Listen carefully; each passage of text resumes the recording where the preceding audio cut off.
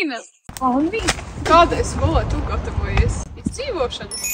Nē, parastajai, bet izdzīvot gribu es pati. Sāku ar to, ka izgāju ārā attīrīt savu auru, lai spētu izturēt visas matemātiskās negācijas. Protams, kur nu bez mana rituāla apskriet ap 10 kokiem 10 apļus, lai skolā būtu tikai 10. Gandrīz atdevu galus un pie reizes parunāju arī ar mežamā. Dzirdēju, ka zināšanas vislabāk uzsūcas ar labu miegu, tāpēc sāku tās apgūt laicīgi. Nu jā, un tad vēl man kaut kur bija jādabon zivs, jo, nu tu jau zini to latviešu ticējumu. Zvīņas liekam makā, lai ir nauda būciņām. Kaut kā tā. Un ko, tu te sēdi čivini vispār netaisies gatavoties? Nu, vispār es jau sen esmu zirgā. Burtiski arī.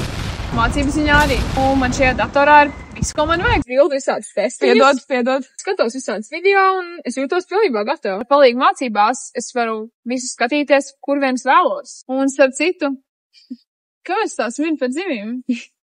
Nejautā. Okay.